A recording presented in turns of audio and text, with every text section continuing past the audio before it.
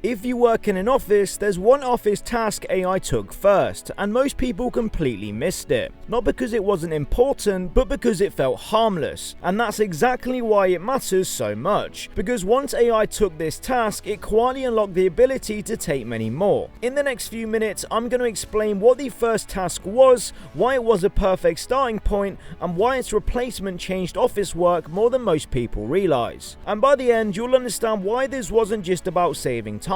It was about changing the power inside the workplace. Let's start with the uncomfortable truth. AI didn't start taking complex decisions. It didn't start by replacing managers, and it didn't start by doing important work. The first office task AI took was something so common, so everyday, that people barely noticed it disappearing. AI took translation. The translation of thoughts into emails, the translation of meetings into summaries, the translation of messy ideas into clean documents. That's what went first, and at the time it felt like a win. No more staring at blank screens, no more rewriting the same email 5 times, no more manually summarizing calls. AI stepped in and said, "I'll handle that part." And office workers happily said yes, because translation is exhausting. It's time consuming, it's mentally draining, and it doesn't always feel important. But here's why that mattered more than anyone realized. Translation sits in the middle of almost every office job. It's the glue between thinking and action, between strategy and execution,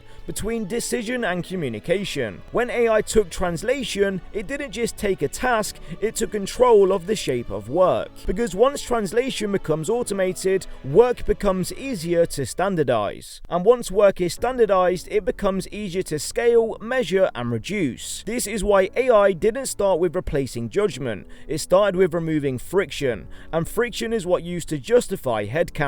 Before AI, organizations needed some people to turn chaos into clarity. Someone had to write the email, someone had to summarize the meeting, someone had to turn notes into slides. That was a huge part of office labor, and it created entire roles. Once AI stepped in, that labor shrank instantly. And here's the part people still don't connect. When translation disappears, roles collapse inward. Suddenly one person can do what used to take 2 or 3, not because they're smarter, but because the messy middle is gone. And once that happens, management doesn't think in terms of people anymore, they think in terms of output per person. That's the real shift. This is also why AI adoption often starts with assistants, co-pilots, note-takers, writing helpers, and summarization tools. Not because those are the most impressive uses of AI, but because they sit at the center of office workflows. Take those away and the whole structure tightens. And that tightening doesn't feel dangerous at first, it feels like efficiency, but efficiency has consequences. Because when translation disappears, the difference between people shrinks. Outputs start to look similar,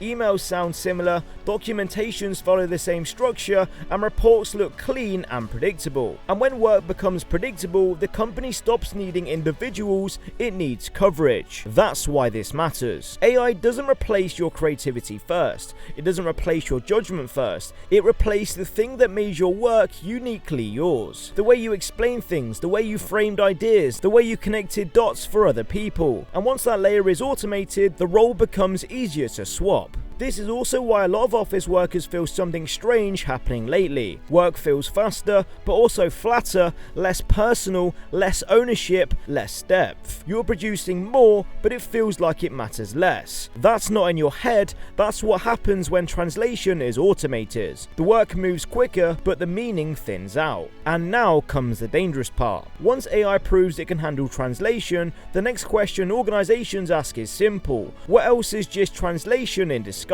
Is analysis just translating data into insight? Is reporting just translation activity into metrics? Is coordinating just translating intent into tasks? And suddenly, many thinking jobs don't look untouchable anymore. This is why AI taking translation first was such a strategic move, even if nobody planned it that way, because translation sits everywhere. Now, here's where office workers accidentally make things worse. They lean into it. They let AI handle more and more of of the middle. They focus on producing clean outputs quickly, they optimize for speed, and without realizing it, they move themselves closer to being interchangeable. Not because they're lazy, not because they're careless, but because they're cooperating with a system that's removing the need for individuality. So what actually protects you when translation is no longer valuable? The answer isn't to refuse AI, that's not realistic, and it's not to try outright a machine. You won't win that. What protects you is moving above translation. AI can translate information, humans still decide what matters. AI can summarize meetings, humans still decide what actions to take.